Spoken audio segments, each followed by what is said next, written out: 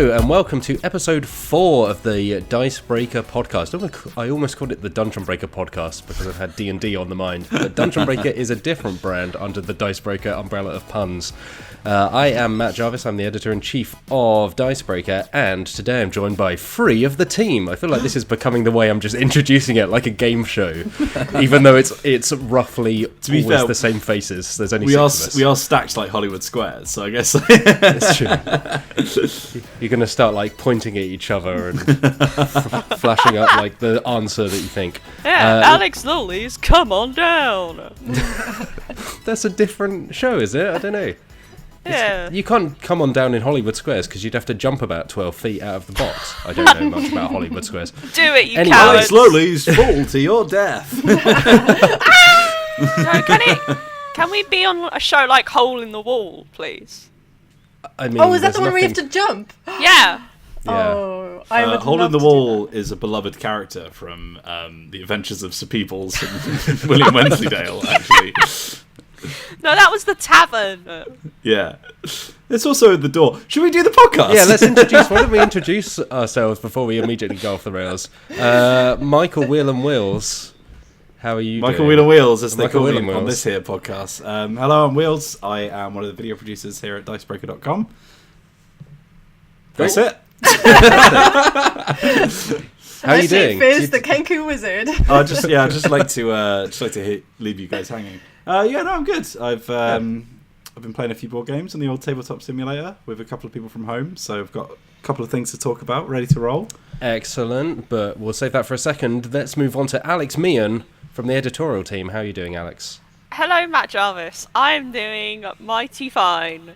I've got a belly full of steaming hot coffee, and I'm ready to expel that in energy on this podcast. Oh, Lord. So glad you said energy. Yeah. And lastly, we have Alex Lolies making your second appearance on the podcast in 2 consecutive weeks. Welcome back. Hello, it's me. I'm back. I'm good. I'm one of the video producers at Dicebreaker here. Yeah, that's me. And I'm good. I'm a bit tired this week. I've not been playing an awful lot of games, actually. But we'll talk about that in a moment, I'm sure. You say you're tired, Lolies. You seem really perky. Well, I'm trying to bring the energy for the next hour and a bit, and then after that I'm probably going to go nap. You're running the long race. You're just building up. Yeah. At the See. moment, In about you're just 10 minutes I'm jogging going to be lightly. Yeah. on top of my mic. Fantastic. feel Looking it. forward to that. I think Yeah. this week, I don't know, this week for some reason is where it's just hitting a little harder than it was before. Yeah. I don't know if it's just I don't know. It's just one of those things. Maybe it's also because we had the long Easter weekend and we've just come out the back end of a much shorter weekend. Yeah, probably. Although what is time even? Yeah. I think it's also the fact that we're all sort of realising that this is our lives forever now, and we will never see the light of day ever again.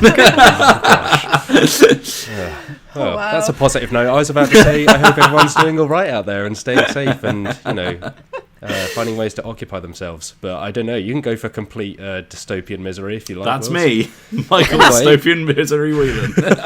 Should we talk about some board games? Let's do it. Let's go in reverse order. Let's start with you, Lolies. Me What again. have you been playing? Well, as I was saying, I haven't been playing an awful lot. I've very much been a traitor to my people and actually have gone from a girl who never plays video games to a girl who only plays Animal Crossing. So that's been taking up the majority of my time. Saying that, I did play Frosthaven on Tabletop Simulator this week, which was good. They've done a really good job with how they've kind of managed it, because obviously it's a piece heavy game. There's a lot of little bits and bobs to kind of do and move around, and they've done a really good job in how they've managed that. Having said that, though, it is obviously still slower, and it's already can be a slow game in real life, so I'm kind of looking forward to being able to play that again in real life rather than on TTS. As the kids call it. Does it set itself up on Tabletop Sim? Yeah. Because that was the thing with Gloom Haven, is it's like, okay, this takes about an hour to play, and it takes about another half hour to an hour to just set up. For the most part, you just gotta drag something onto a space, and then it just kind of goes zoop, and it's all kind of set up. You goes kind of have what, to Lolies? zoop. Yeah, it's yeah, as I said, they've handled it quite well with how they've done it. But there's still like bits like I didn't know how to get items or what items to get, and little bits like that where I was getting a bit frustrated. But other than that, this is kind of like actually last week more so than this week, but I forgot to mention it. We started I keep wanting to say Dungeon Breaker, a Dungeons and Dragons game. Wow. I forgot the real name of the game. That little known game. You may it's a small game, you may have heard of it. Yeah. I was like, we've started a new Dungeon Breaker. No, that's not it. Do you mean the game we're in? Yeah, the game we're in. Oh, okay. And I was really disappointed because I'm a changeling in it, and I was supposed to have this big reveal because I started the game by not telling anyone what I really was. I was just one of the other races that was playing. And then I was supposed to have this reveal, and when the reveal came, like, there was no reaction. Yeah, we were don't like, figure it out. Yeah, they were like, yeah, we knew, and we were like, oh, okay. So I was like, for like 3 sessions or something, I was like so excited, like, oh, I'm not going to say anything, And when the time was right, I was like, okay, I'm going to say it. And then they were like, yeah, we knew. The thing is, like, myself and Jane and, like, supposedly Lolies were playing Yuan-Ti. And Yuan-Ti they're basically snake people, and they have this, like, innate ability to cast poison spray, which is a D12 of damage. So obviously me and Jane were just spamming it in every combat, and Lolies was like, no, actually, I'm going to use my weapons. And we were like, yeah, sure, cool, yeah. Oh, I wonder what's going on here. I also didn't have dark vision, which Yuan-Ti do. And so there was one point where everyone in my party had dark vision, and I supposedly did as well, but actually changelings don't. So I was like, I light a torch, and they were like, can you not see in the dark? And I was like, yeah, but just in case there's something that might be scared of fire. Your bruise was seen through, Lolies. Yeah, unfortunately. But it's a good game. It's an interesting game. Is it spooky or not? It's more sort of like jungle exploration vibes. We're doing Tomb of Annihilation, which is like quite famously harsh. It's spooky in the fact that we were told your characters will probably die, so make some backup characters. So everything you do, you're kind of like, is this the thing that's going to kill me? When you said jungle for a little bit there, Wills, and then left a break, I thought you were going to say run afterwards, and I was getting really excited.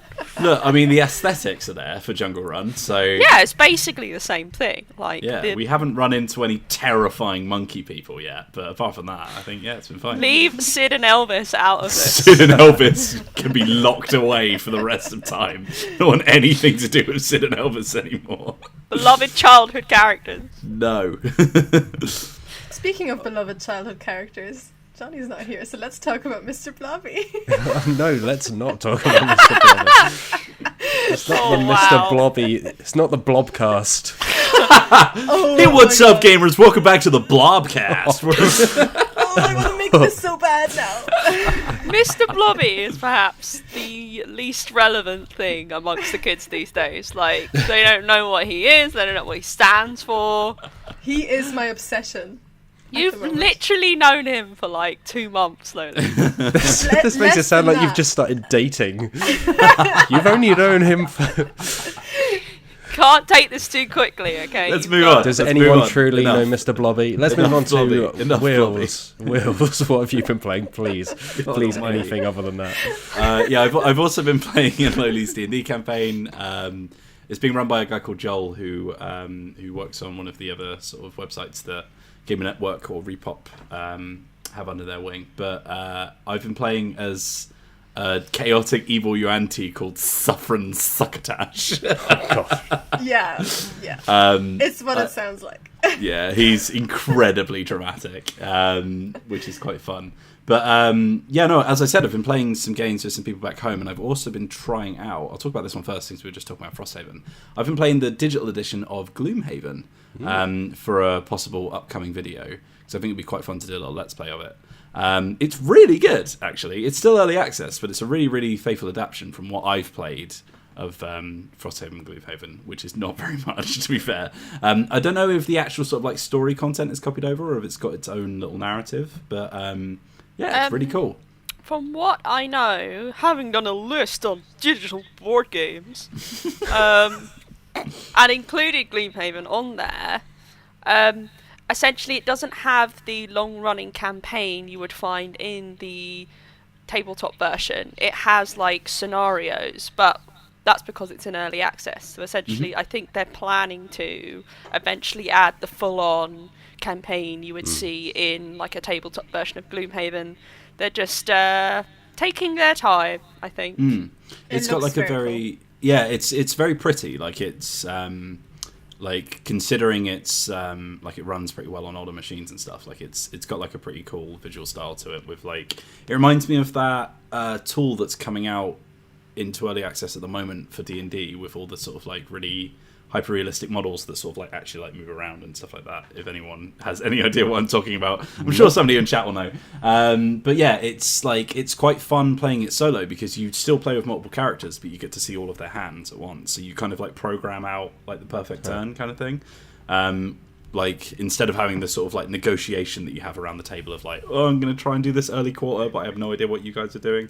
And I think that would be satisfying in a solo mode for Gloom Haven, but it's like you don't have to hold 4 separate hands of cards at once. You know what I mean? Like it's quite a fun way to play it, and I think that's the sort of game where I would be like, yeah, actually, I would play a digital version of this because I think it is like it removes a couple of the barriers to entry kind of thing. But as far as like tabletop simulator is concerned, I've been playing Pastally again. Hey. Pastally's great. I keep forgetting how much I like it. I'm kind of like because we only did it today. We played when we first talked about it because this was back when it was just me and Johnny. And it's so much fun. It's such a pretty game, and I've completely forgotten how much fun it is. But this person I've been playing against like has been thrashing me in the last couple of games. But the last one I played, I completely stormed her. Just like right at the end, just like this huge gulf of points between us. And I was incredibly cocksure after that. But it was very, very fun. Yeah, Pastally is like it's got a mod on Tabletop Sim, and it's a very, very good game. I recommend going back to it if you missed it when we first talked about it on the channel. It's for folks who don't know, it's super simple, right? It's you put down tiles that have little lines, and they kind of redirect other lines. Yeah, so you're trying to connect it's stuff. kind of like the pipe puzzle game that has sort of like popped up in a lot of, you know, like the BioShock hacking mini game, that kind of thing, where it's like you're redirecting lines between us, but you've basically got 4 little nodes that you're trying to join up. But it rewards you for having a more convoluted route because the more tiles that you pass through, like you get a pass tally, which is then converted into points. So you end up having like, my favourite thing about it is that you end up having like this horrible mishmash of all these lines just like intersecting and flying off everywhere. And then you put down a tile and you're like, I've really screwed you there, haven't I? And then the person will just move their node and suddenly it just like wraps around the entire board, scoring them like 100 points. You're like, oh God, what have I done? It's really good. And you can stack tiles on top of each other. Yeah. So you get this weird little 3D like amalgamation with towers because you get more points the higher up they are when you pass through them because it counts as passing through all the tiles below it as well. It's really, really good fun. It's a really pretty game. And if you saw on our social media, a very nice guy who goes to PAX has also made a t-shirt version so that you can play on a t-shirt, which is very good. That's awesome. It's a little bit like a more complicated version of Suro, I think. Yeah. It's definitely got that sort of like Tron vibe to it almost, isn't it? Cool. All right, Mian, what have you been playing? Is it Scythe? Around around obviously designing my Mr. Blobby RPG. Is this a thing? Wait, is this a thing? Because if this is a thing, please let this be a thing. No, Mian, it's a joke. Don't joke, humour her. I'm sorry, I shouldn't feed the beast. I've been playing obviously Scythe. This is the Scythe update of the week. Played Talk to with me about Scythe, please. Yeah, played. Look, okay, the viewers and the listeners, they expect it. They want it. They want to know what's going on. Someone actually did. With 4 episodes in now, Wheels, we've got running jokes that have been going for the past 8 years that people expect on this podcast. I'm going to try and carry this on as long as physically possible, Wheels. And now you're part of it, Wheels. You were part of that Scythe game. Little spoiler, I did not enjoy that game of Scythe. I couldn't tell, honestly. Your friends are very nice though, Mian. Yeah, I played with Mr. Whelan here. and Mr. Jarvis and 2 of my other friends. Those happen to be the 2 friends I've been playing with basically most of the time. And we had a big bumper game of 5 people, which is the max. And boy, it makes a difference in terms of how long it takes to play that game. But I won! Hey, no way, finally. I know, it was a wonderful experience. Was anyone on the Dicebreaker team present when you won this game? No. Oh, did you quit before it ended, Wheels? See, I got disconnected, and then my place was immediately taken by a bot. Oh no, wait, you were there, Wheels. Oh no, yeah, you won the game we played, didn't you? Yeah. Sorry, I've tried to get it out of my brain as far as I can. I've just tried to get the conversation out of my brain, but we don't need to go there. You just leave when you lose. I've never played it, so I don't know how this works. No, I think Matt just DC'd for some reason. You can't be eliminated or anything like that. It was just that my computer essentially overheated because I was playing it on a laptop, which I don't normally play games on. So the whole thing went poof, and then I turned it back on and tried to join, only to find that I could spectate the bot that had taken control of me about 4 turns from the end. Graphical fidelity of Cypher's too much to handle. Yeah, but I mean, we were a good chunk through the game. And to be honest, a lot of it was between me and one of my friends. I'll be honest with you, I wasn't really paying a huge amount of attention. Wow. Mostly because the conversation was taking over a lot of things. But I sort of grabbed it at the end by pushing him off the factory space and essentially winning the game with those points. It was very dramatic. And Matt Jarvis missed it, and Mr. Wheeling wasn't really paying much attention. Not really. So I feel like my victory wasn't fully, celebrated. Yeah. But aside You'll have from to do it again. yeah, you'll have to play with us again, Wills. You play until you win, Wheels. This is your eternal torture. Yeah. I'm not a gladiator. Yeah. This is the new like a post-apocalyptic 80s action film. Like Scything Robo-Jocks. Man. Yeah. You have to keep playing Scythe, or you die. I'm Snake Plissken, escape from Scythe. Yeah. Escape from the Eastern Bloc. Other than Scythe, I also played Skulk Hollow with my friend. Skulk Hollow's great. Whom I live with, yes. Skulk Hollow is great. I played as the monster this time, which was fun. Which monster did you play as? I played as Gark, I think his name is. Was it What Gark? animal was the monster that you played as? He's a bear. Oh, he's yeah, the boring one. Yeah. Yeah, well, I haven't played as the monster before. Oh, okay, that's fair enough. I wanted to, and also my flatmate hadn't played the game before, so I didn't want to jump into one of the more complicated Guardians before, even introducing them to the game. When me and Johnny did our Let's Play on that, we did a poll on Twitter saying, "Hey, which monster should I play as?" And then they all picked the bear. We were like, "Oh, that's the boring one." Because he's a bear. Yeah. People Yeah, love we got a that giant stuff. electric squid man. There's incredible scenes in there.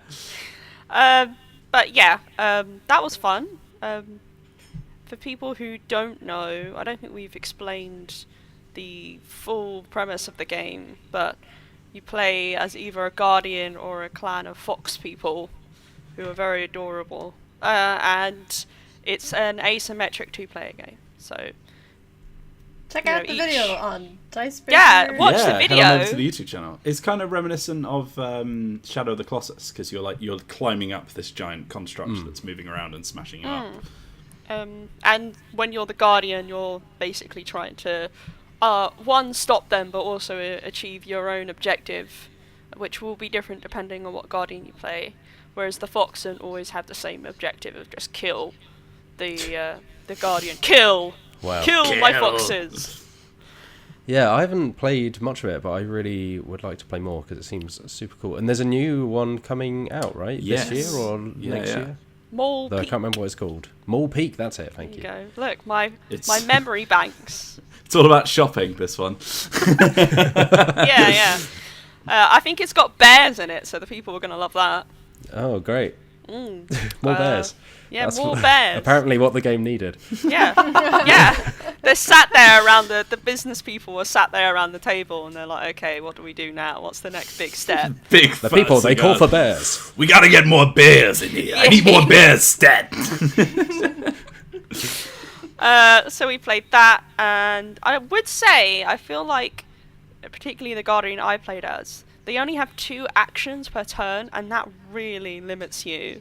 I actually accidentally cheated a little bit by playing 3 actions per turn because I forgot it's only 2, and the difference it makes is like astounding. But I'm not a deliberate cheater. It's just a mistake. How dare you accuse Your Honor. me? Your Honor, please. Speaking of Your Honor, we've also got Lawyer Up coming up soon, haven't we? Yes, I really like that game.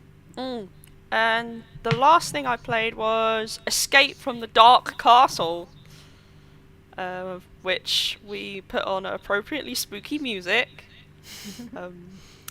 It's an adventure-style game, co-op, where you and your friends, in this case my friend, have to escape from the Dark Castle.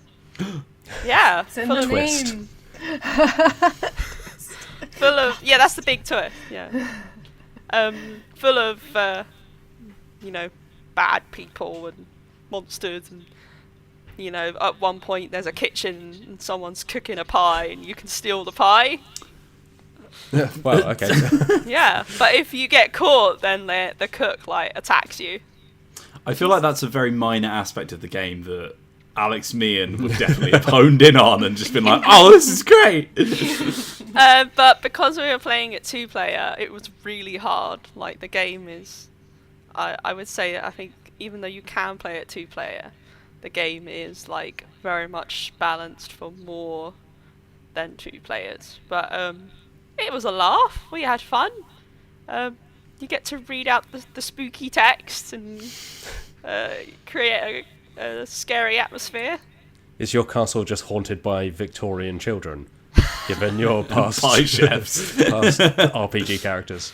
Yeah, all you can hear echoing through the halls is just, please, sir, give me a penny, penny farthing. Please, sir, can I have some gore? Oh God. But yeah, that's what Cool. I have been playing, Mr. Jarvis. Excellent. As for me, this week has been very RPG heavy. So as well as Dungeon Breaker, the latest episode is up now on our YouTube, and it's goodness. the final arc of our first season, and it really goes places. Oh boy. It's a good one. I'm excited for what comes next, but I won't spoil that. But outside of that, I've been continuing my Monster of the Week game, in which we're all professors at Hogwarts after the Harry Potter books have ended, which I am an anti-magic conspiracy theorist who doesn't believe that, basically feels that the Ministry of Magic is, this kind of nefarious organisation. How did you get hired? I won't go into it, but we are attempting to solve various mysteries and deal with a potential future Dark Lord who is attending the school. Oh my goodness, so we another have- one? Another one, yes. But I think I've explained this before. Basically, my friend who's running it, he came up with a fantastic system to bolt onto Monster of the Week's magic. So Monster of the Week's magic lets you have glitches. So magic can go wrong if you don't roll high enough. And in this game, whenever someone casts a spell for the first time, even if it's an established Harry Potter spell, if it suffers a glitch, that glitch is forever attached to it. So for instance, in our latest play session, I tried to open a door by blasting it open with a spell, but the glitch was that I also go backwards. So I opened the door and sent it flying, but my character was then propelled down a set of stairs. Oh God. Which is very amusing. And there's various things like that. It's all good fun. And I've also returned to a quest campaign that another of my friends has been running. So we played with them a couple months ago, actually. I think they were enticed by Johnny's review of it on the channel. And Quest is really good, it turns out. We've played it recently as a team. Yeah, champignon. Yes, but this is not as chaotic as that, but it's still quite chaotic. You mean to tell me there were no cows, kids with goose heads, No, but there is or otters? there's a centaur that accidentally kicked someone to death in a pub, and someone else got trapped inside a tent inside a tin, which is one of the starting items you can have. It's funny that the two first RPGs you've mentioned have been Harry Potter related and Quest. And bearing in mind that I played Harry Otter in our Quest. God. I will never forget Harry Otter. This is how we secretly transition into becoming a Harry Potter podcast. If that happens, I'm never coming back on. Mr. Blobby and Harry Potter podcast. Oh my god, Blobby Otter. Oh gosh. Harry One Blobby. of the I think we've got our all caps text segment for the title of the podcast, Blobby Otter. I'll write it down just to clear it from my mind more than anything else, just so I don't have to keep that inside my head. Actually, speaking of of Harry Potter fans, one of the people playing the campaign, the Monster of the Week campaign with us, doesn't know Harry Potter at all. So we have to just explain spells every time. And it's kind of interesting that you think a lot of this stuff is just ingrained in people now. But it's like, no, I don't know what Accio does. Can you explain to me? Which is doubly funny when half the spells don't do what they're meant to do anyway. They're gonna go and read Harry Potter and they're gonna be like, this isn't right. This is what the spell does. Well, I think given how things have gone so far in our campaign, if Harry Potter was along those lines, it would not have been a hit book for children. It would have been some kind of worrying YA novel.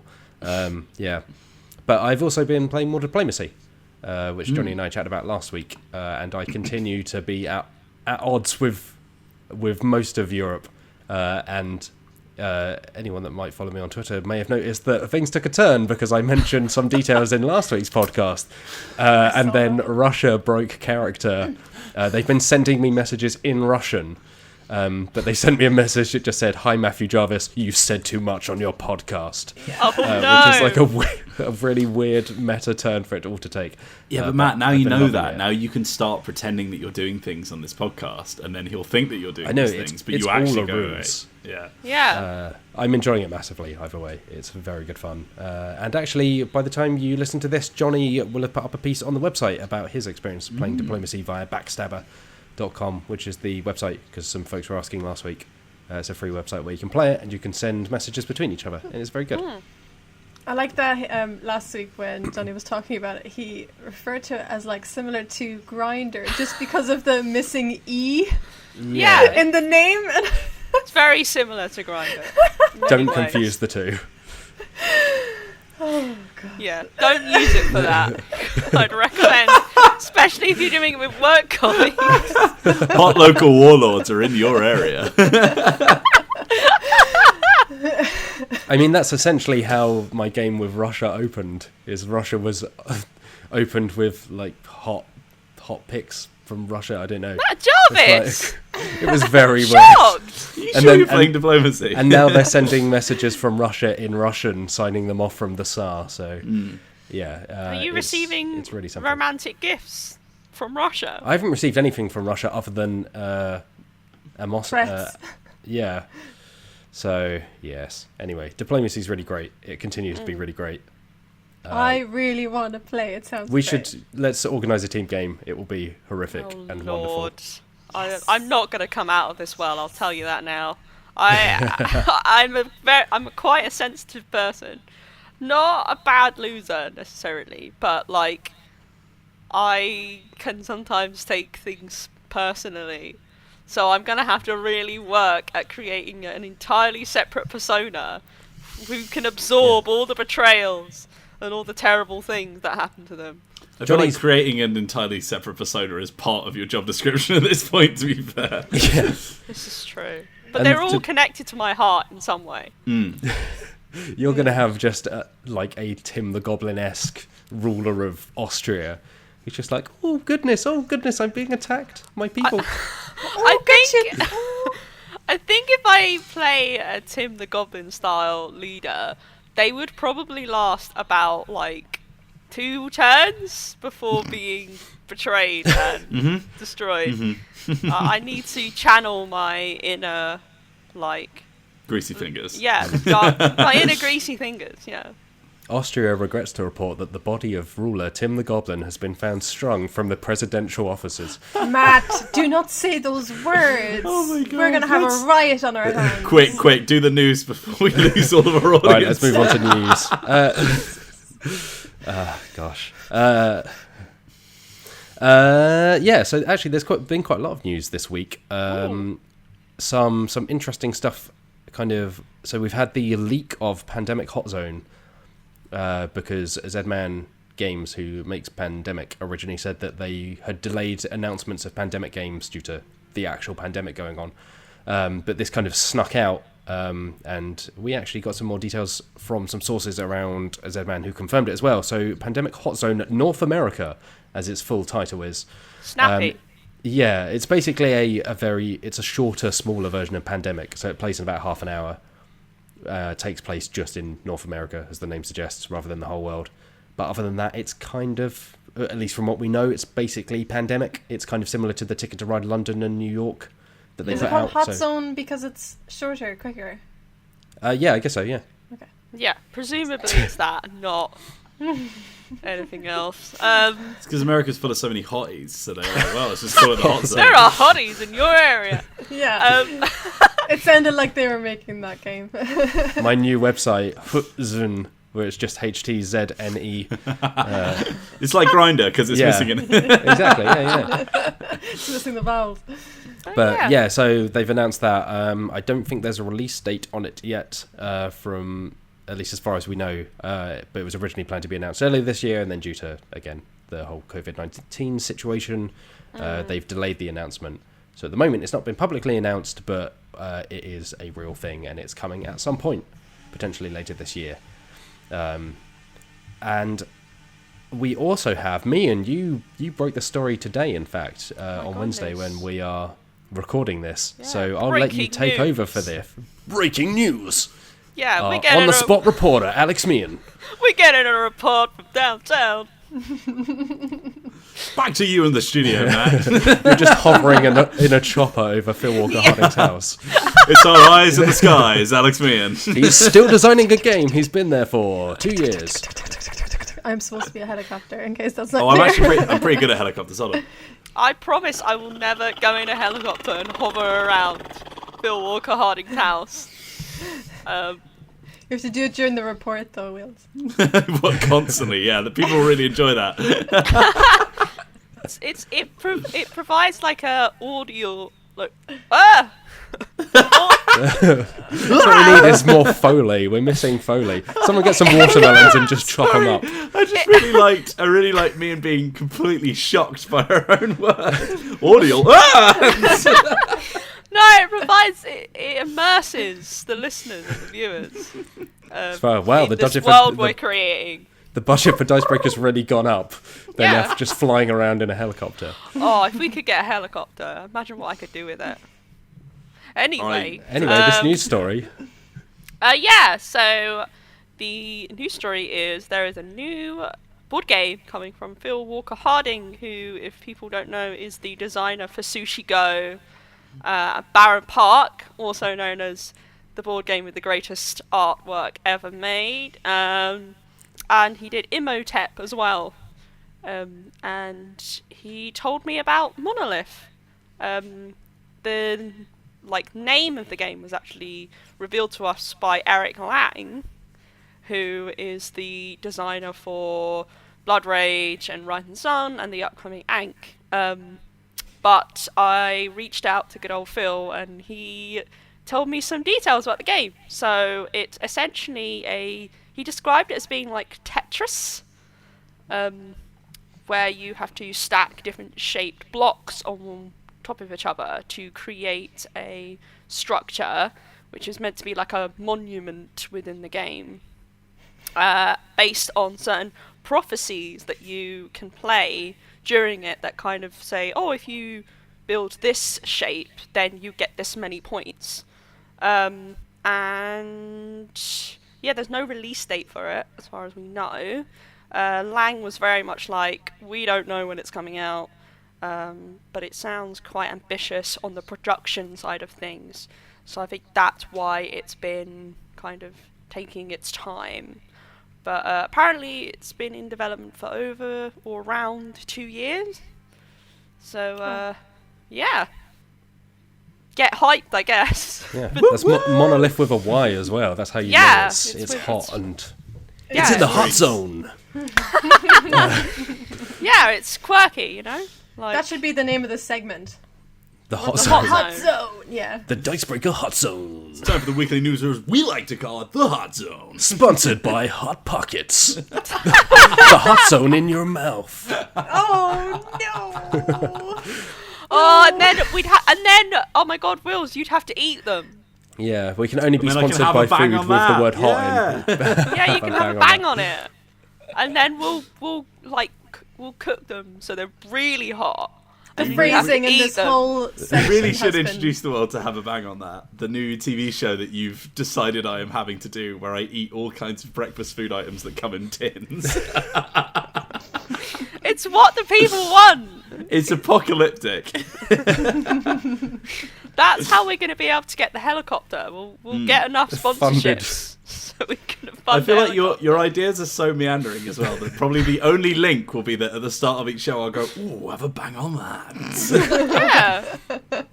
We do need a Regardless of what's soundboard. actually happening. Oh, and then I'll land in the helicopter with the food item and give it to you. Like, what was the thing with, was it Anika Rice? The old, 80s show where she flew around in a helicopter.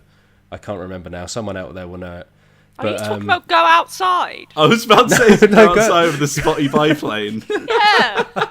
Go outside, dog. but you're just chucking breakfast in tins. Just donking people on the head with. I'm sure our beans and American sausage. audience is really loving this segment. Hey, we mentioned Hot Pockets. We're We a did show mention for- Hot Pockets. We're a show with That's some global American reach. culture right there. Hot Pockets. I don't know what a Hot Pocket is. It's just like a McDonald's a apple pizza pie, roll isn't it? kind of thing, isn't it? Oh. yeah, Is it's like it? a little. It's like pastry with stuff inside. and Yeah. It doesn't Is it heat like- properly. Hot. Is it like those little weird breaded things with the goop inside and the ham? You mean nuggets? No. You mean Kievs? Chicken Kievs. No. They, Inside on the ham. What? we used Oh, to do you eat mean them. do you mean the pancakes? The frozen Yes. pancakes? Oh. Oh, that. Oh. Oh God, yeah. They were Okay. horrible. They Anyway, were great. Let's anyway. News. Have a Remember bang that on whole that. news thing we were Back we to were the doing? hot zone. Oh, gosh. So Have yeah, a bang on that. We'll return after these messages. but by the time people listen to this, we should have an interview with Eric Lang, courtesy of one Alex Meehan, up on the website. It's a So, doozy, go Matt have a read. Jarvis. It It's is. a doozy. All about Ank. So, if you haven't had enough of it yet, there's Wow. more. Way to sell it. Anyway, there's actually quite a lot of news this week, like I say. So, Wills, I'm going to throw over to you. I don't think I've prepped you for this, but I'm going to throw over to you about this because Tabletop Playground is a thing. Yes. What is Yeah. out? Well, it's kind of out now. It's in early access. Well, it's in beta. It's an open beta at the moment. So I downloaded it yesterday to have a look, and I played through the tutorials and just sort of loaded up a few things. It's very much like just released and not actually ready yet. So like I wouldn't expect anything groundbreaking, but it seems to have been made by like people who like Tabletop Simulator but wanted it to be a little bit different, maybe like a little bit more robust, but also not necessarily very user friendly, I would say. It's got a lot more sort of like menu systems, and like you can customize things a little bit more than you can in Tabletop Sim. It's also got like you can create your own custom models and give them properties and color them and paint them and all that kind of stuff. So supposedly it's going to be quite good for sort of like miniature wargaming, but online. But as it stands, the only real benefit I can see is the fact that it's currently free. Although this is only the open beta, so I Yeah, think it runs until the start of May. So I think it will cost money after then. Yeah, the current issue I'm having with it is that because it uses because it's a brand new platform, nobody's uploaded any custom mods to it apart from like a few. So it's very much it's not quite up to the same sort of standard of like content that you have available to you as Tabletop Sim is right now. Also uses a different modding platform. It doesn't use the Steam Workshop. It uses mod.io, which I've never used before, but it also links to your Steam account, so I'm not entirely sure what the point is. But I think from what they're saying is at some point in the future, mod.io, because it's like an open platform rather than the closed kind of gated thing of Steam, is that it could then potentially come to mobile devices or video game consoles, whereas Steam is just locked down to the PC. So I think that's one of their big things of, hey, we're not just Tabletop Simulator, although we kind of are, particularly at the moment. At the moment, it's just Tabletop Simulator. I'm going to ask the question that I know everyone wants to know the answer to. Can you go inside the mouth of a Manticore or not? No. Okay, that's not the question I was expecting. You missed that stream, I think. That's why you might be confused. Yeah. Can you... That happened on the live stream when Mian joined us for Wavelength, because that makes more sense, right? It's all clear now, right? Cool, great. No, as it stands, you cannot go into the mouth of a Manticore unless you upload your own custom Manticore model. Oh. My cat is trying to burst in through the door. Special guest star, Will's cat. Welcome to the show. To be fair, the first episode of the podcast, he was on there. So. Aww. Cool, but yeah, it sounds like you weren't particularly...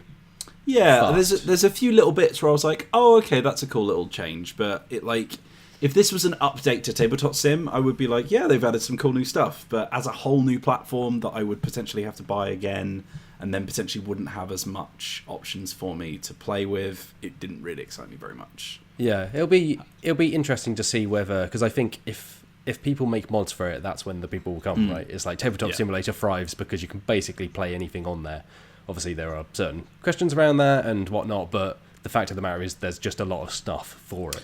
Yeah, there's also the fact that, because obviously there's a big debate around, the ethical nature of, uploading board games for free and then the designers not seeing any cash. Tabletop Sim has the actual paid DLC where the profits are shared with the designers of the board games. I don't know if Tabletop Playground are going to be investing in that as well, but yeah, as it stands, technically you're getting more bang for your buck as a publisher from Tabletop Sim. Yeah, when I spoke to them earlier in the year, they kind of said they didn't have any agreements with publishers to announce at the moment. I imagine they'll be trying to go for that. Yeah, the Tabletop Simulator thing is interesting. There are obviously a lot of mods made for it by people who make the actual games. Yeah. And it's a very murky conversation that we shouldn't get into.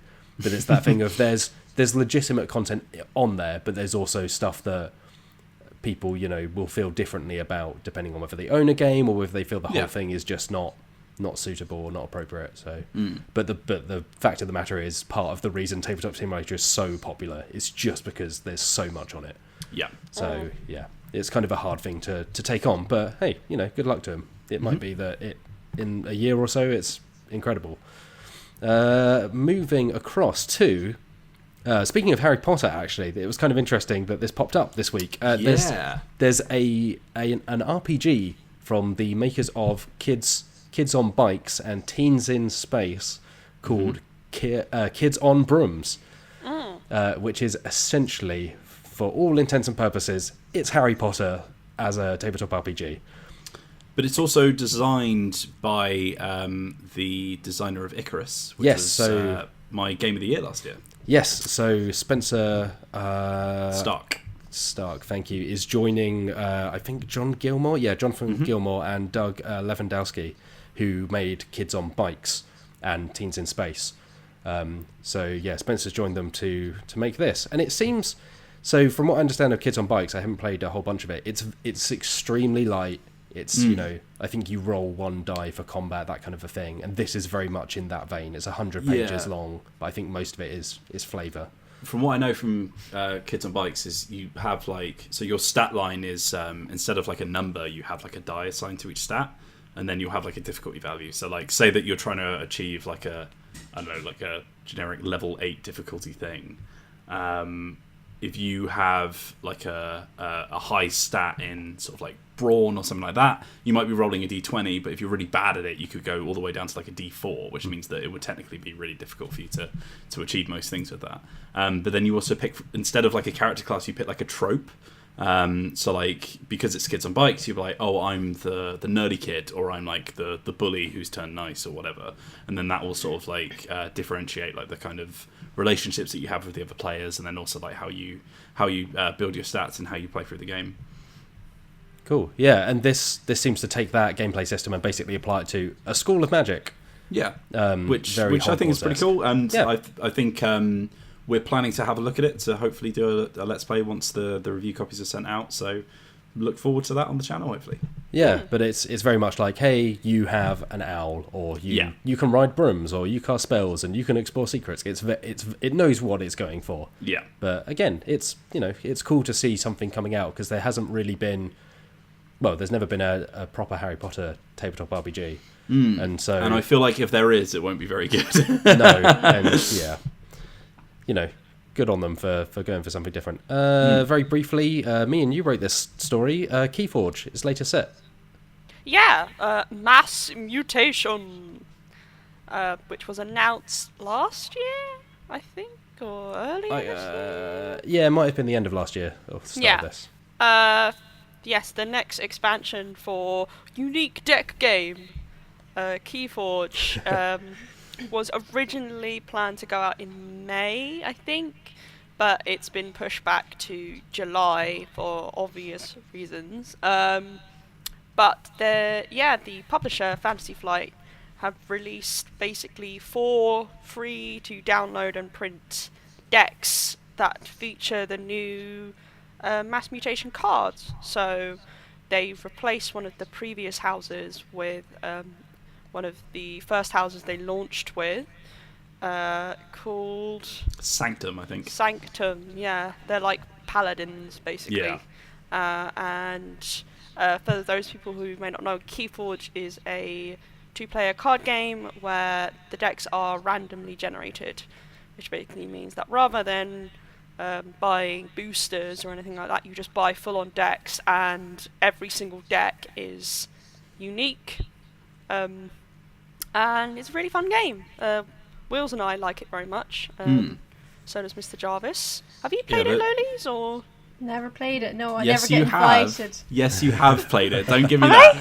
No, I Yeah, never we played it. played it. I taught you how to play over lunch, and then you sent a message to Johnny saying that I wouldn't let you play because you were a girl, You did say that. Oh gosh. Wow. which is about the most Lolies move there is. Wheels did say it as a joke, but he did say it.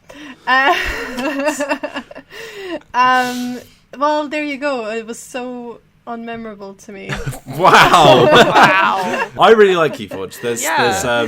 There's a video on the channel of why I think you should play it, and then we also did a let's play of I think the second, maybe third set. Yeah. It was Whichever the last Worlds one. Collide. Yeah. Worlds Collide, third, I yeah. Which introduced the Saurian house of Hell yes. dinosaurs. But this Roman dinosaurs. Yeah, this set basically introduces the mechanics of older cards coming back as mutated versions of themselves, which basically means they have different abilities. There's also the gigantic creatures, where you have to play 2 cards to bring out a creature, but they're really powerful. Like one of them, as soon as you play it, just steals all your opponent's ember at once, and also does damage, I think, to an opponent's minion. But there's also oh my goodness, it's basically a mechanic where you can assign certain abilities from one card to other cards. So if one of your cards allows you to draw an additional card, you can basically make another one of your cards also do that. And yeah, the 4 decks are available to download from the Asmodee Print and Play website, which actually has quite an impressive selection of games on it now, including Concept, which I like very much, and Dixit, and yeah. Cool. Yeah, I mean, it's cool that they're putting that stuff out. Like, why not? If only I had a printer. Well, yeah, that's the downside.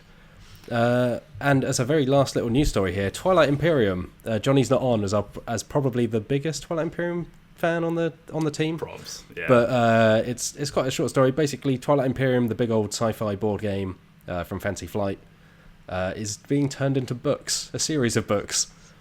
Which, hey, go for it. It kind of reminds me of like the Black Library stuff from Games Workshop, where they're just sort of like they're filling out that universe. And to be fair, like from what I've seen of Twilight Imperium, it's a cool universe. There's space lions, so I mean, more space lions. That's fine. Yeah, like Fantasy Flight has put out books about set in the Arkham Horror Files universe, and I think there's a Keyforge book coming up. There is a Keyforge book, of Aconite, which is kind of a part of Asmodee, which owns Fantasy Flight, so it's dedicated to making books out of basically everything that could make them money. Milk that sweet milk. But it seems like they've tapped up. Let me find the name of the author. Tim Pratt, the author of the Axiom series, which is a trilogy. Oh. It's not just some rando somewhere. It seems to be someone with some Greg with a fan fiction account. The first book is by XX_Goku 420 XX. Of course you say Goku. Space Lion teleports behind you. Nothing personal, kid. But so I'm kind of intrigued. There's obviously it's interesting seeing what gets turned into books out of the tabletop world, because I feel like outside of Warhammer and probably Magic the Gathering and D&D, there aren't loads of universes that get kind of turned into other mediums, whether it's TV shows or films or whatnot. So it'll be interesting to see whether this kind of sparks more of that thing. I mean, Twilight Imperium is popular in the board game space, but it's not huge. It's not selling millions of copies, as far as I know. But, maybe that's one of their ways of expanding audience. Like, I know that's definitely been a big thing for like Games Workshop, who have definitely brought a lot of fans who weren't necessarily into minigaming but love the book so much that they've sort of dipped their toes and stuff. So I want to see. Sorry, Lolies, you go ahead. Well, I was just going to say, seeing as I'm quite new to this stuff, is there any book about Mr. Blobby? Oh gosh. I forgot that Mr. Blobby is from the Warhammer 40k universe. I mean, don't forget the yearly annuals. I really want there to be when are we going to see a book based on Camel Up? Come on.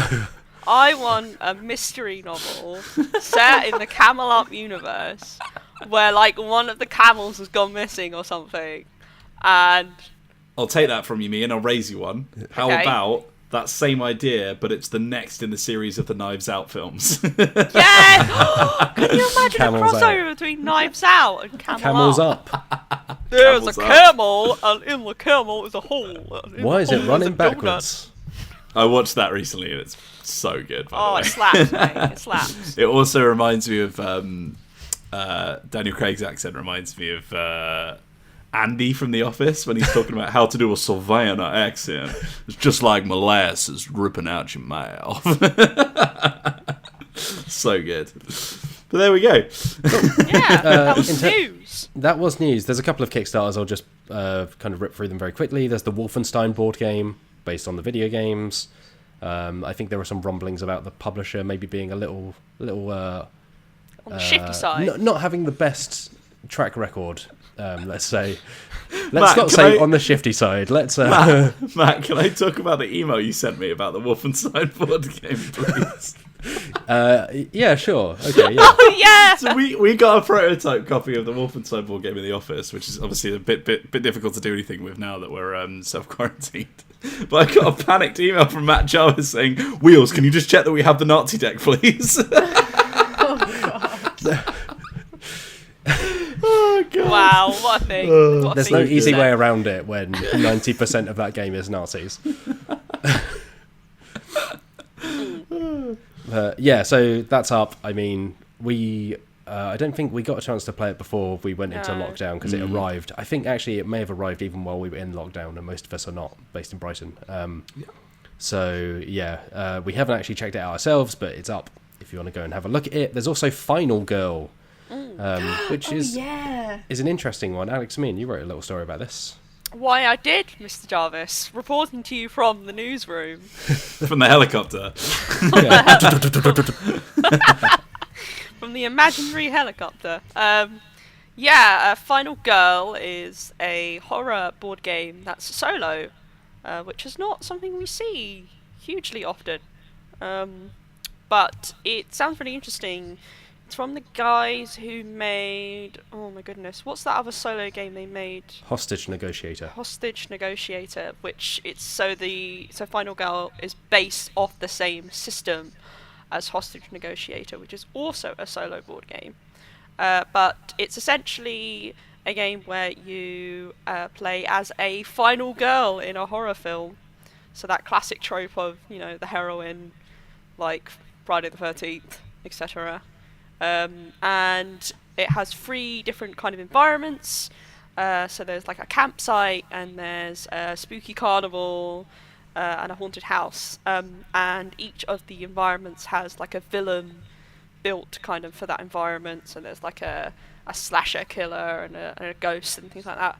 And you basically play as someone who needs to fight this villain by collecting the right kind of tools and weapons, and they level up their, quote, final girl powers, which sounds like a Sailor Moon thing. When I read Sailor Moon versus Predator. Yeah. So you are either killed by the villain or you defeat them. And the thing that kind of impressed me a little bit is that the core copy of the game is like 4 different films within it, and each of those films come with like 3 different, characters, like miniatures, and you can mix and match the villains and the environments and the different characters you play. And I also think the artwork is really nice, and it's really good to see a variety of, like, a diversity in terms of the heroines themselves. Like, they're not all just white, attractive, whatever. There's a nice diversity there, which I liked. I was like, oh, okay, this is good. And, not a heaving bosom in sight. They didn't get Scarlett Johansson to play every single miniature then. No. What? Not a single heaving bosom? Is that not kind of discriminating against the heaving bosom? Aren't you discriminating against teenagers who? Anyway, it sounds cool. Gosh, this podcast. We're going to have to mark it up as... It's turned into a very different kind of podcast. What if I want to play as a heaving bosom? Just a heaving bosom. Just a bosom Just flying a single around. heaving bosom, por favor. Yes, please. One of your finest heaving bosoms. Please, sir. Can I have one more heaving bosom? Wow. Okay. Anyway, lastly... going on the naughty step world. I agree there need to be less, but I don't agree with not having any at all. It's a wonder that I ever tried to keep this podcast under an hour. When we were like marking out the structure for this, and it was like, should we try and fit it into under an hour? It's like, no, there's no way it's going to fit. Mate, no. I mean, this is a quietish period, and yet we still overfill. There's only questions left. We're almost there. We've almost done it. The other thing up on Kickstarter at the moment is the 10th anniversary of Lords of Vegas, which is the game from James Ernest and Mike Selinka. Which I think is pretty well considered. It's basically you build casinos and whatnot. I do really want to play that. I've never had a chance to. Yeah, I've never played that. I've played Las Vegas, but not Lords of Vegas. It's been out of print for quite a while, hasn't it, Matt? So I believe it has been, yes. So this is a chance to get your hands on a copy of the game if it's not been a while. Bring back Shadows over Camelot, you cowards! Well, I mean, there was... To quickly sidetrack, I kind of knocked this out of the news, but as you brought it up, there was some news this week on Shadows of Camelot. Yes, there was. So the designers of Shadows over Camelot, I'm gonna completely blank on their names. Bruno Cafala, right? Yep, Bruno Cafala. Someone else. I did not know that. Yeah. Sorry, what was the other name, Matt Jarvis? I can't remember. I'm searching for it now. If you fill, it's and there. I'll pretend that it came to me naturally. Yes, so Bruno Cafala is the co-designer on it. Serge Laguerre. Or Laguerre? Yeah. I don't know. Serge Laguerre, I believe. Yeah, it's a co-op game set in ye olde England, where you play as Arthur and his various knights of the Round Table, and terrible things are happening to Camelot, and you basically have to work to try and save it, although one of your teammates may be a traitor. And I actually really like it, but the problem is it's been out of print for so long, it's really hard to get a hold of a copy. But the creators basically have come up with a concept for a spin-off / sequel called Shadows over Brooklyn, which is essentially set in the future, in the same universe, but is set in... Sorry, when I say future, I mean compared to Shadows over Camelot. So it's set in, like, the Victorian era, but in Brooklyn. Well, to be fair, it says here. that's your kind of future, Mian. Yeah, it's the future for me, I guess. And you play as the descendants of the Knights of the Round Table, and there's steampunk stuff. The problem was the concept was translated into English, and some of it's a bit confusing. At one point, James Bond is mentioned, but I don't know why. Yeah, there's like Moriarty as well, right? Yeah, but and it's Dr. not... Frankenstein, who I just read as Dr. Frankenfurter, which is a very different kind of game. That would be amazing. Mian, I do just want to say I was quite dismissive when you were talking about how much you like Shadows over Camelot. And then when you told me it was Bruno Cathala who also designed Cyclades, I'm in now. Let's do it. Yeah, let's play it. What a surprise. Mr. Whelan is dismissive of Alex and Ian's suggestions. Well, hey now look who's coming crawling back. Let's not pull the curtain back too much. We need to convince everyone we're friends. No, I love Mr. Whelan. He's a great guy. I'm also very good friends with Alex Mian. But no, the idea of it sounds interesting. Bruno Cathala did say that he's having problems with the publisher, whose Days of Wonder. Basically, they're saying we're not interested in the idea. But the thing is, they're not printing it at the moment. There hasn't been a new edition in a while, and basically, it's almost impossible to get a copy of the original Shadows over Camelot. So Bruno Cathala's like, hey, I'm kind of annoyed because I want to make this game, but obviously fair enough, but there's no other version of Shadows over Camelot that people can get a hold of at the moment. So he's like, oh, we could either print a new edition, print this version, or do both. Yeah, I can kind of see the frustration there. Yeah, and that comes via Board Game Geek, we should say. So yeah, thanks, that Board was Board Game Geek.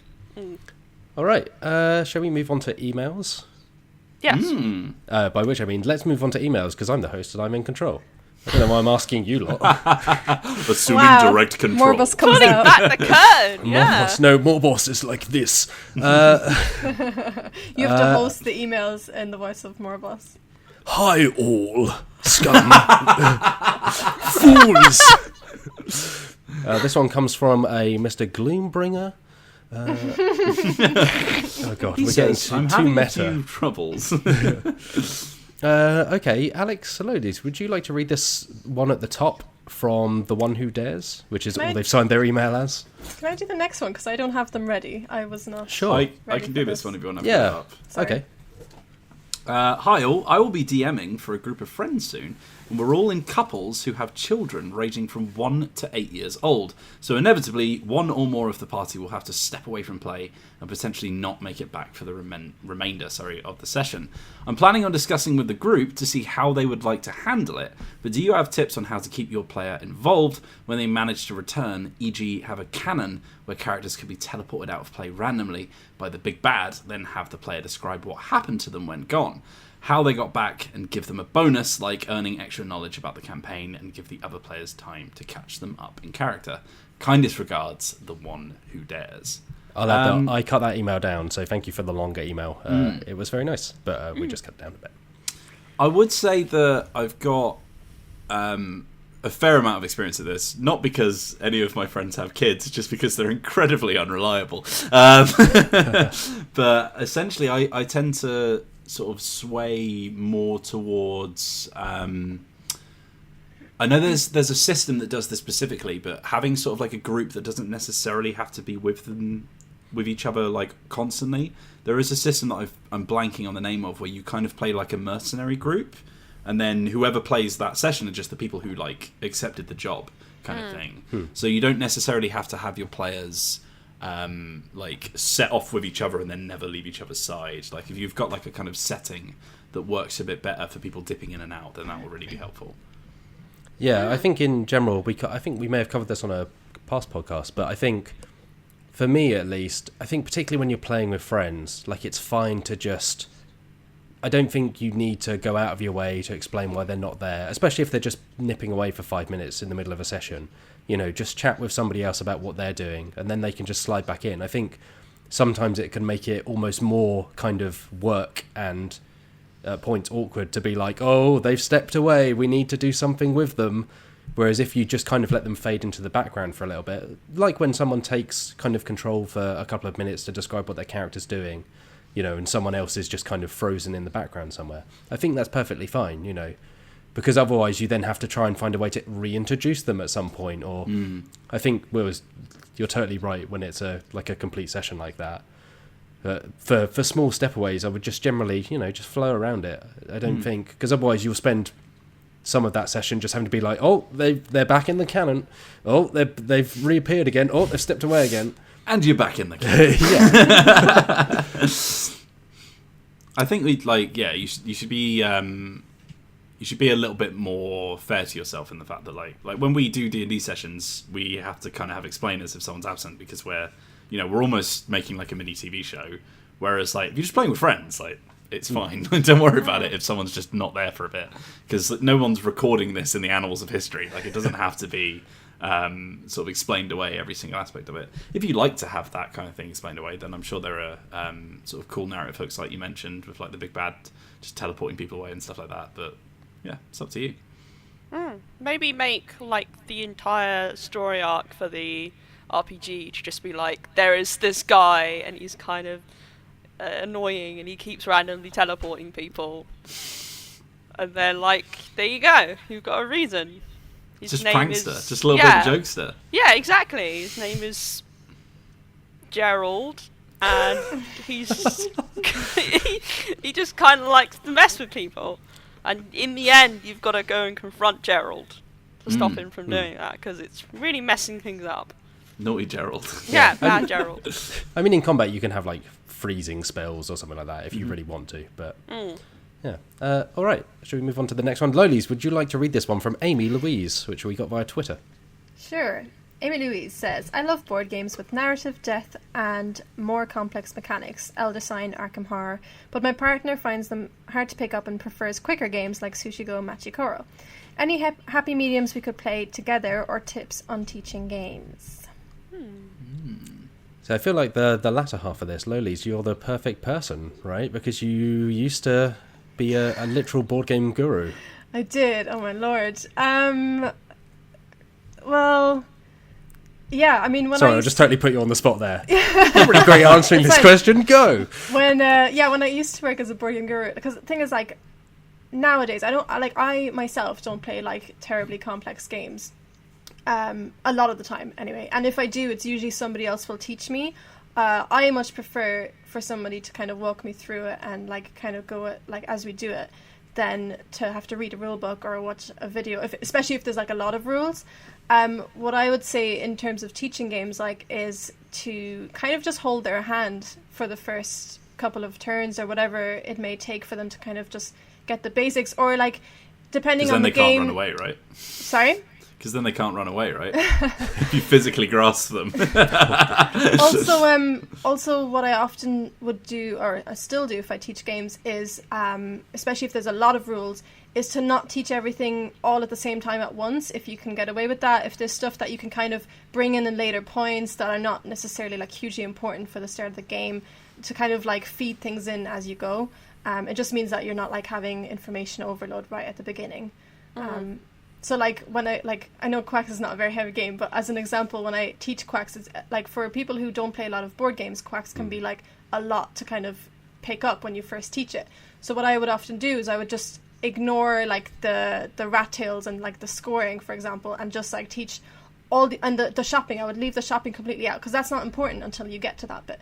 And then once you get to the shopping, I would go through all the ingredients and what they do and what they mean and stuff like that. So I think just kind of being able to feed as you go is very helpful in terms of teaching big games. Yeah. I mean... You do need to drip feed, don't you? Sorry? You do need to sort of drip feed, don't you? Like, because Yeah. I mean, you taught me how to play Quacks, and yeah, like if you'd like said literally all of the things that we were going to encounter at once, even I would have been like, because there's so many sort of like weird kind of like keywords and stuff, like the names of the ingredients and all that kind of stuff that can make you just go, wait, sorry, what are you talking about? But like, yeah, like you said, it was a lot easier to pick up because you were just sort of like grabbing little bits and feeding them to us as we went, sort of thing. I mean, Arkham Horror is heavy. Like, it's a lot. Arkham Horror and Eldritch Horror are not just heavy in terms of, you know, how much stuff there is and how long the game is. There's just a lot there to take in, and I think maybe leading, you know, your partner up to these things is probably a good idea, rather than going, oh, let's play this enormous game that's got a lot of obviously lore, but that's the appeal of Arkham Horror. But you know, maybe play some games with settings that you know are engaging but aren't like all the way out there. So like Cult Express is a Wild West game. Like, everyone kind of familiar with Wild West and like the tropes associated with it, and the setting itself is not a huge part of the game. There's not like a lot of narrative within it, but it's still like flavored in a way that makes it more engaging than if it wasn't set in the Wild West. Like, there are plenty of games with mechanics that are kind of linked to the setting, but it isn't as like heavy as something like, you know, like Mansions of Madness or Arkham Horror. That's a good point, actually, is building up games. So like, if there's certain mechanics, because I don't know if I've ever played Arkham Horror. Might have done years ago, but I don't remember how it works if I have. But if there's like certain mechanics in the game, maybe introducing certain mechanics one game at a time by I don't know, if it's a deck builder, then playing a deck builder only. But if it's got like lots of different mechanics in it, introducing them individually in different games, and then you can kind of be like, oh, it's like that game that you've played before, because it's a lot easier to learn a game when you kind of know that mechanic to a certain extent. You know what I'm thinking of, Matt Jarvis? The recent... Nobody ever knows what you're thinking of, Alex Meehan. That is such a loaded what's statement. it like being inside the mouth of a Manticore question? I don't think I can ever confidently That's say like I know a what you're Lovecraft thinking. thing, isn't it? Inside the mouth of a Manticore. Yeah, that's the follow-up to Inside the Mouth of Madness. Yeah, the deck building article we released last week. Yes, which is exactly this, in fact. Yeah, it's a series that we're hoping to continue, which is basically like, hey, you want to, you know, play a new genre of board game, in this case deck building games. It introduces the genre to you with, you know, here's a beginner version of the game, which in this case was Harry Potter Hogwarts Battle. And then here's like the next step you can take in terms of like complexity. So in this case it was Dominion, and then from Dominion, you know, we went to Tyrants of the Underdark, which is like much more complicated than, you know, Harry Potter Hogwarts Battle. But like, if you want to, you know, get someone into a slightly more complicated game, working your way up like that is, probably That's a really very good. clever. Yeah, and I think for the kind of mishmash of narrative depth and kind of lighter gameplay, although again, like, I think, like, me and you make a good point in terms of like, you can have games that are very thematic but not necessarily complex rules wise, but something like Mansions of Madness, the second edition, where you've got an app that handles a lot of the gameplay, and so actually you can play it and just be like, oh, okay, where do you want to move, what do you want to do, and most of the actual rules are handled by the app. You just click on a thing, things like that just smooth that entire process out. And the other one, I guess, is legacy games. You know, there's a legacy game of Manticore and of Pandemic, and they start with a relatively simple version of that game and just kind of layer in an extra rule or two each kind of chapter. And so that's another way of just kind of building up to a point where you're playing something. It's not dramatically more complex by the end, but it definitely has a lot more going on. But like Lodi said, it's just layering in one thing at a time rather than just dropping it on someone and going like, okay, now go. So I think, it's just, sometimes it's just being able to take the steps in between those two things, because there's a big gap a lot of the time. Okay, let's find another one. I haven't prepped another one. Okay, Wheels. Oh no, Wheels, you read the first one. I did. Bumping you off. Right, Mian. It's like the old Dr. Evil James Bond. I just pull a lever this side and your chair slides back. Yeah, somehow, even though he's in an entirely different location, No. it's stalled. No! We'll have a different guest next week. Mian, would you like to read this one from Mike Taylor? Oh, I would love to. Mike Taylor asks, question from a board gamer but RPG virgin. How necessary do you think it is to play lots as a player first before trying to GM yourself? Should I seek out a more experienced GM to learn how to RPG? This is a very interesting question to me. Go on, Lolies, fire off. Just in terms of, I am a board gamer, obviously. I only started playing RPGs about a year and a half ago, and I've yet to GM myself. So I'm interested to hear your answers actually on this. For you guys have all GM'd, and I'm intrigued by this. Thank you for asking this question, Mike Taylor.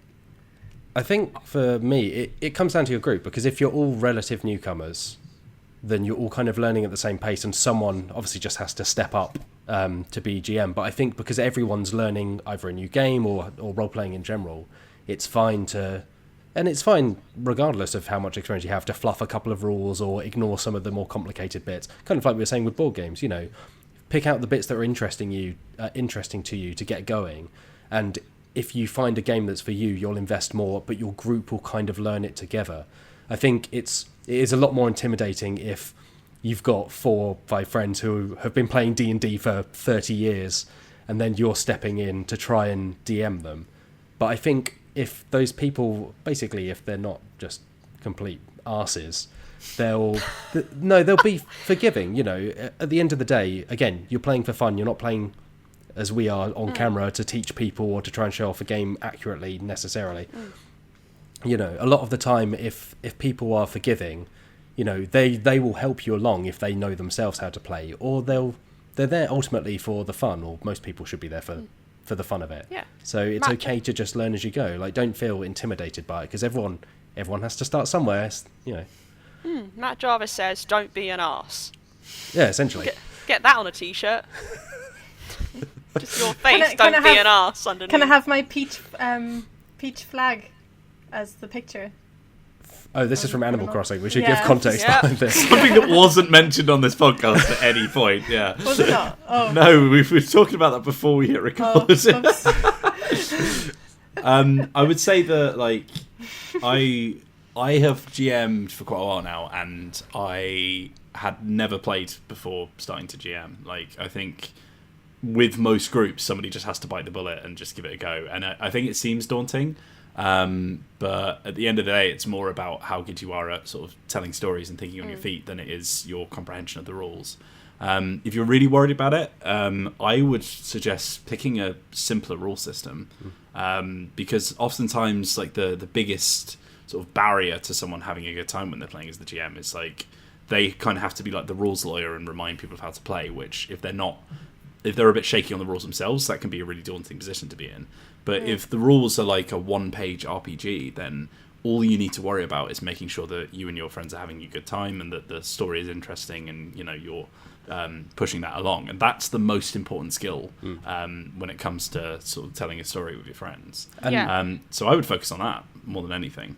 And on that line, with adventures, like, don't feel that you have to write, I think we said this before, don't feel that you have to write an entire campaign out of the gate, or even that you have to write a scenario. Use a pre-made adventure, and then that will get you into the rhythm of being able to improvise little elements around the things that are written down in front of you, so you don't have to worry about most of it. And then once you're kind of comfortable and you've kind of got the rhythm of, okay, this is how they did this, and you can then start to write your own stuff if that's what you want to do. Loads of people just play pre-made adventures all the time and just have a DM or GM who runs them and adds little bits here and there, little bits of flair, but doesn't want to take on an entire story of their own, and that's perfectly fine. I would say it entirely depends on the kind of role player you are. Like, if you are great at handling systems and rules, then yeah, like, take a pre-generated campaign any day. Like, if you're a bit more confident in, you know, creating a story and characters and kind of working on the fly, then I would always recommend writing your own campaigns rather than relying on the pre-generated stuff, because seeing, like, I lean more into that, for example. So, like, I love D&D, don't get me wrong, it's great, but I really think it's misunderstood as being like a beginner's RPG, and it really is not. Like, even 5e, which is great, it works perfectly, you know, well, it's very efficient, and compared to some of the previous editions, you know, it's like night and day, but it's still not the easiest system to learn, even for me, and I have more experience than maybe your average person, but like, handling all those rules, especially as a GM, can be really stressful, and I would suggest maybe starting, with a more relaxed RPG that has a more relaxed rule set, getting confident with that, and then moving on to something else. Like, there's so many RPGs out there, just like have a look, you know, dip your toe in, and then, you know, maybe work up to something a bit more complicated.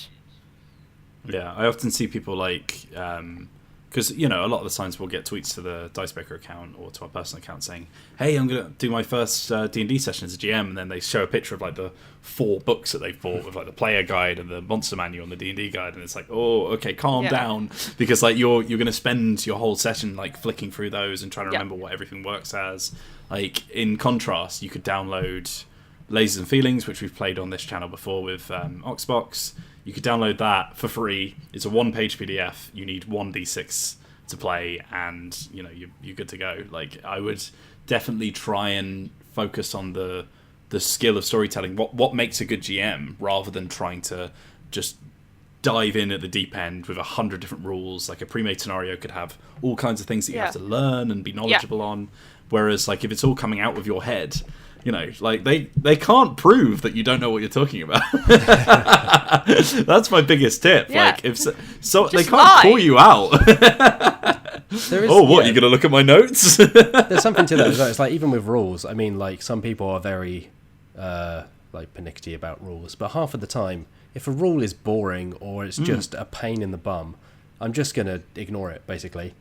It's like, there are elements of D&D or even slightly lighter things that I've played where it's like, that's just not fun, like, for my group and for me. So it's like, just chuck that out the window, or come up with an alternative. Like, why not have, you know, on Dungeon Breaker, when Wheels, you made a disguise, I think in the first arc, and it's like Johnny made you roll for that, and that's not a rule at all, but that was like just an element of like, we're having fun with this, like, why not chuck a die and see if it's a good disguise or a bad disguise.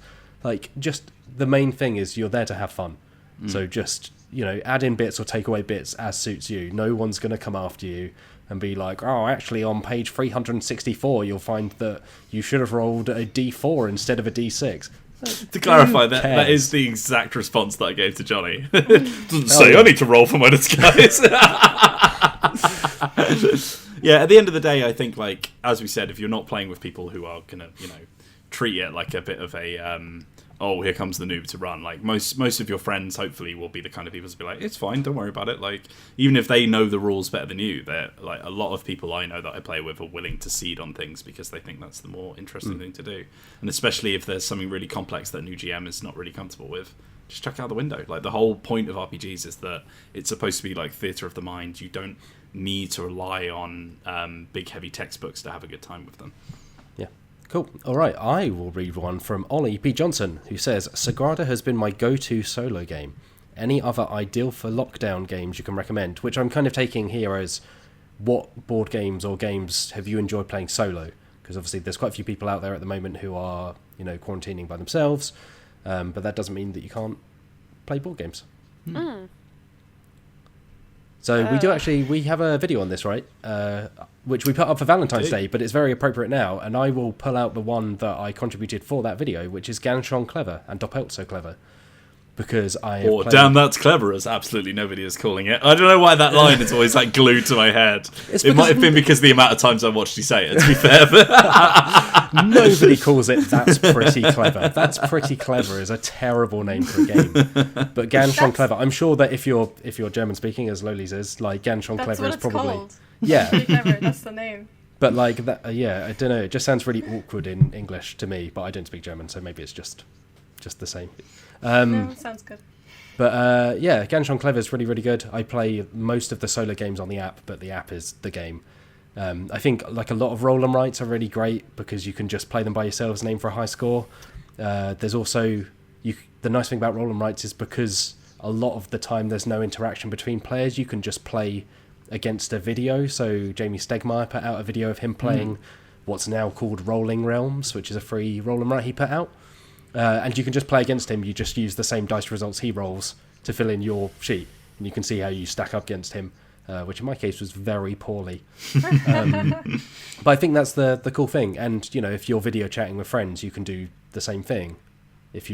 Or you can just play by yourself. So yeah, roll and writes. I was going to say roll and writes as well. Actually, I haven't really been playing any games solo, I don't think, since we've gone into isolation. But on one of the plane, I think it was on the plane ride, either going to one of the PAXs or coming back, Wheels decided he wanted to ignore me for half the flight and play his Switch instead. So I ended up playing Encore, which is another roll and write, alone for a while. To be fair, Lolies, you made that sound like I was being mean, but we'd played probably, 16 hours of 2 roll and writes between those flights. I think I was entitled to just play some Switch for a little bit. But yeah, he abandoned me entirely. So I had to... but yeah, roll and writes, I completely agree. It's a good one. Also, I mean, when you were talking about Gloom Haven earlier, like Gloom Haven and Frost Haven are the kind of games you can play. There is solo modes, I believe. I don't know if you can play them solo on TTS. I would assume you can. I haven't tried, but yeah, that's a good one. I think one thing that like people don't realise is that pretty much every co-op game you own is basically a solo game as well. Like you can just play as if you have two characters and all that kind of stuff. I really enjoyed playing Set a Watch one player when I was learning the rules for our Let's Play. Like that's a really fun little one that can work with any player count because you always use the same amount of adventurers. So it's like little things like that are always a good shout if you're looking for solo gaming. Yeah, I haven't really played any games solo because I have the luxury of living with another person who's willing to play board games with me. So I guess I'm going to use someone else's suggestion. Again, plugging Eric Lang. I asked him what he recommends people to play at the moment, and he said, yeah, try out some co-op games, particularly adventure games, solo. And he actually plugged one of his own games called Cthulhu Death May Die, which we actually have a review of on the site. Gotta respect the hustle. Yeah. We have no affiliations. Yeah. Whilst we're talking about that, make sure you tune in to Have a Bang on That, which will be out tomorrow night. Have a bang on that after dark. Oh, Lord. Oh, God. Nobody wants to see that. Cosmos also have like Choose Your Own Adventure and what are the escape room? Oh yeah, Exit the game. Yeah. I was just thinking of those. And Unlock as well. Unlock is really good. I don't like Unlock very much. I've not. Well, played you're it, wrong. It's fine, but I think Exit the game I was really, really impressed by. Like, Yeah, I've they played do it I something haven't really I haven't nice. tried Exit, to be fair, but I think Unlock is really, really clever. Especially like there's a range of games, so some of them are going to be better than others. But I've played ones where I was like, that was really cool. Yeah, I think my main gripe with Unlock is it boils down because it's got a companion app and you just put in numbers, so it feels quite. Although the settings change and the puzzles change, it feels kind of samey, or it felt kind of samey to me. But the nice thing is you can buy a copy, and then obviously you could play through them, then give it to a friend, and then you can chat about, oh, how did you do? But the Exit games you can only play them once because you often cut up bits, which I think is what also attracted me to them, because it's like you're folding things and sometimes even using the game box itself. Yes. They're really, really, really clever. They're very good. I have done a couple of like real life escape rooms, and I've done some Exit games, and I actually prefer Exit games to real life escape rooms. I think they're much better. I feel like I'm a lot more involved. And And it's funny because I remember when they were like kind of a thing a few years ago, and I wasn't really that interested. But my boyfriend got me one for Christmas, and I remember like being like, "Oh no, he got me one of these." And then I played it, and I really loved it, and I've played a few since, and it's love them now. So they're great. I'll also mention This War of Mine, the board game, which is based on the PC game, because they say it's like it can be played multiplayer, but that is very much a solo game that they've just said. Because the multiplayer mode, I think, it's been a little while since I played it. It's like, okay, there's a book of stories, pass the book around. And it's like, that's the extent of the multiplayer. And it's like, no, just play it by yourself. It's really good as well. There's a few choose your own adventure things, like Legacy of Dragonheart is quite fun. The writing's pretty poor, but like it's in like a sort of hammy kind of like fun way. There's a little card game we have called Forests of Fate, which is a choose your own adventure game, which you can play multiplayer, but you can easily play it single player because it's co-op. So you can just choose as many characters as you want and then just like play through the game that way. And it's very simple, but it's quaint, and it has like a little companion app. I really like that game. Awesome. Super cheap as well, from what I remember. Here's a weird left field one just to finish off. If you're missing dexterity games, like I am, Dead of Winter Flick 'em Up has a solo mode where you can play a dexterity game against the board, and it's really weird and wonderful. And it's not my favourite dexterity game, but it's really, really cool that they've managed to make that work. Yeah, so that whole that's game also worth an investigation. Is a really weird crossover between two tabletop Very universes. That's actually it's the crossover that nobody asked for. Yeah, basically. But it's cool. I really like the fact that you just have a tower of zombies and you just chuck them down the tower and they come tumbling out. It's a dice tower for hordes. I will mention that we do also have a list on the website of solo games that are just solo games. So they're designed solely for one person that Dan Jolan put together for us, and it's very good. He knows his solo games. Let's finish off with a very quick one, shall we? Who read the first one? Lolies, you can read this one from Adrian Hurst. Adrian Hurst asks, what personal interest or general sphere of life do you think would make a great board game theme, and why? This is a personal interest, not Mr. Blobby, which I don't think can be classed as a personal interest. Are we talking like hobbies then? Yeah, I think because we've mentioned before kind of licenses that we'd like to be made into RPGs or board games. I think this is kind of like what's a relatively mundane activity, like farming to Agricola. Can I, because I think I mentioned this maybe once before, maybe in my intro video, but I said a fencing board game would be really cool. I was thinking fencing would actually be really, really clever. Yeah. I think, I know there's like dexterity games like Subbuteo and stuff like that, but I think football would actually make a really interesting... I know there's American football, there's a lot of American football board games, but I think proper soccer would make like a really good interesting little tactical game. Is Guild Ball's kind of soccer or football as we call it? Yeah, Guild Ball's got like football-esque rules, but that's very much like a miniatures game. I feel like a card and board would work really well for that. Sure.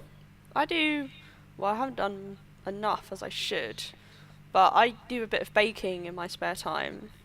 And I've never played a game where you construct cakes or like pastries or things like that. So I'm imagining either like you have to gather certain ingredients in order to make a certain like type of bake, and then you can kind of swap around certain ingredients to make different types, or like you physically build like a cake or something out of blocks, and I don't know, there's some sort of dexterity element in that. I can imagine there being a game like that. Maybe there is. What about a dexterity game where you get a tiny bed with like tiny bedding and you have to make the bed using only like chopsticks? I don't know, a finger on each hand or something. And every time you touch something, your fingers get longer. Oh god. Oh lord. I mean, you can just get like a doll's house bed, right? And then this is how you spend your time. When you were saying that, ladies, I was imagining, when like you were a messy teenager and you just shoved everything at the bottom of your bed. I was imagining like how much stuff can you store at the bottom of your bed whilst also putting a little person in there to sleep each night. Oh mate, the things I used to have one of those like camp beds, but like the camp bed was both a wardrobe and a desk.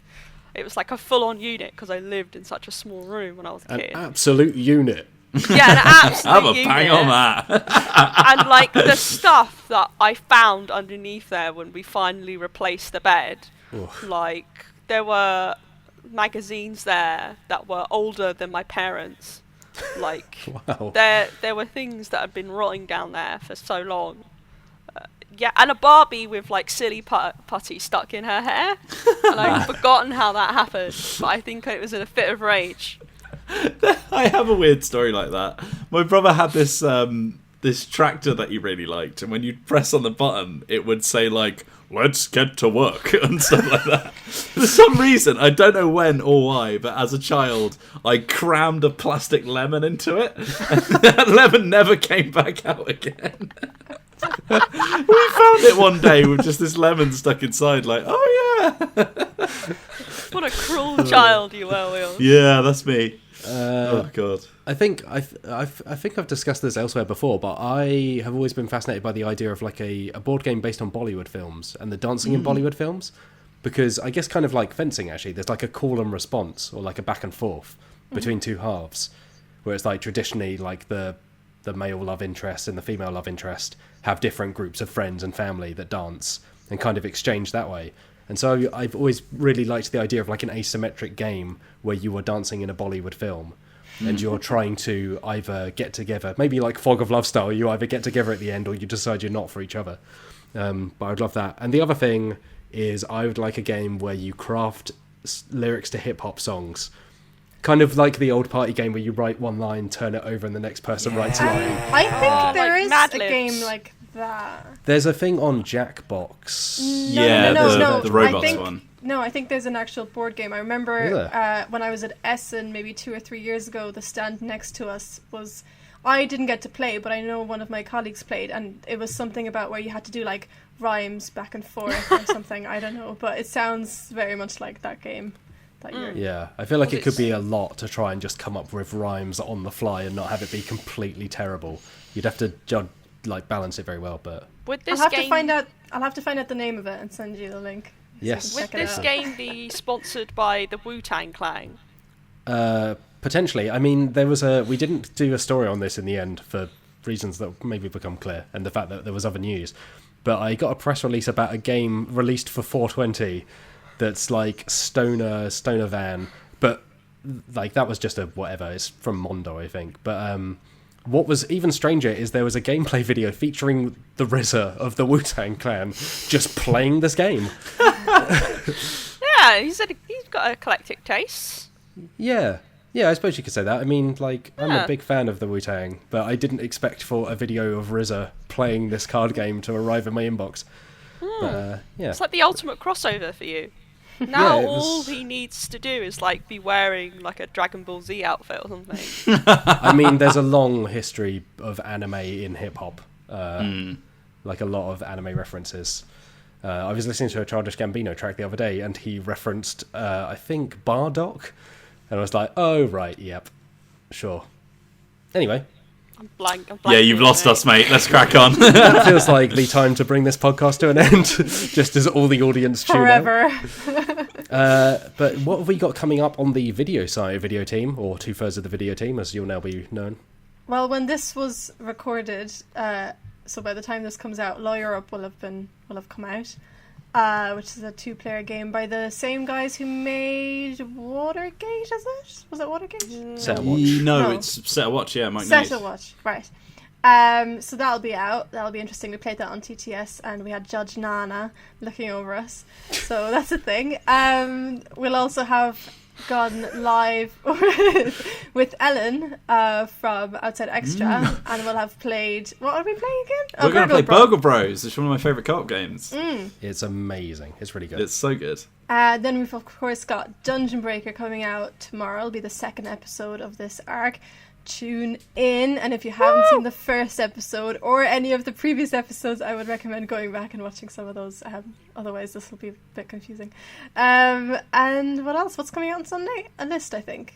Yeah, I think Johnny's working on a list. I think it's games that will ruin friendships. I think that's the core gimmick. But yeah, look forward to that. So Excellent when stuff. you're living in your house with your friends. Yes, Yeah, great this is- timing. It's the right time to break friendships. Well, you've got plenty of time to repair them. True. I think it's at the back of us playing a lot of diplomacy and being like, oh wow, like this is really good. Speaking of which, on the website, by the time you hear this, Johnny's piece on diplomacy, I'm playing it over backstabber.com, will be up, which is a really, really good read. We have... Oh, Lolies, you mentioned something and it sparked something in my head and now I've forgotten what it was. Never mind. Burgle Bros. Burgle- Was it Burgle Bros, that's it. Thank you. Yes, so Ah. we...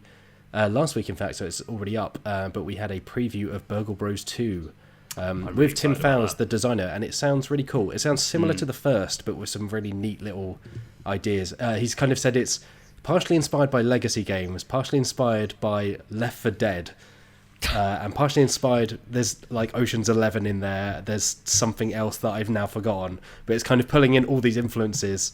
Oh, Betrayal, A House on the Hill is the other thing. So there are new finales that are kind of like the haunts in Betrayal, where it's halfway through, you know, the vault might need to be, you might have to drill into it, so you have to then blow up walls, and that changes the map and things like that. It sounds very cool. And then, Alex Meehan, you have got an interview with one Eric Lang. Yeah, we mentioned earlier. Yes. I chatted with Eric about Ank, which is still up on Kickstarter. I think it's doing relatively well. It's over 1.5 million, so you could say it's doing okay. Yeah, not bad. So, yes, we've got an interview piece coming out this week, which is like a preview for the game. So, I talked to him about, you know, how it plays, like what were the inspirations behind it, and the development cycle. It was a really, really interesting interview, and I have to say, Eric Lang is a good chap, and we might have something else coming out related to that. Yes, Yes. Stay tuned. Stay Cryptic. tuned. I've just had a realization, Matt Jarvis. Hello. What is the game train of the week? The game train. Game train. Don't you mean the Train game. All aboard the game train. Train game of the week. Oh. That's been Do you know when stuck you in go- my head. So for folks who maybe just missed it on Twitter, David Hayes, who kindly remixed Alex Meehan's news song in the last episode, also made a second remix of me saying Train Game of the Week, which is incredibly catchy, and I think is also made with everybody else's voices apart from Johnny because he was the wrong pitch. But we put it up on social media and it's incredibly good. And actually, not because of that, but just because it's been something I've been working on for a little while, I just put up a list of 10 of the best train board games to play after Ticket to Ride. So you could say that there's not just one, not just two, but 10 train games of the week this week. Wow. Spoiled for choice. Folks, you're being spoiled. But top Yeah, of the let's list, and arguably the train game of every week for me in my heart, is Railways of the World, which I absolutely adore. So if you like trains, or you like board games, or you like both, go check it out. It's really good. I love the thought that people who only like trains and don't like board games are listening to this podcast just so they can hear what the train game They've is. sat through the Mr. Blobby chat to get When into are they this, going to talk about steam engines? Tune in every week. the Blobby Express. Oh, goodness. To hell. Doot, doot. Okay, let's call it there. It's before we lose any more listeners. We're only 4 episodes in. We can't. We need to build up, not immediately dismantle everything we've done. So yeah, thank you very much for joining me, Wheels, Hey, you're very welcome. Thanks for having me. and thank you for joining Alex Meehan. It's been chaotic, but wonderful. That's really the Dicebreaker stamp of Icebreaker approval. guarantee. And thank you, Alex Lolies. Thank you. And for anyone who's listening, if you have any contacts with the people who have the Mr. Blobby costume and will let me wear it, please get in touch at info Anyway, at thank you Dicebreaker. everyone for listening, and have a lovely day. Bye.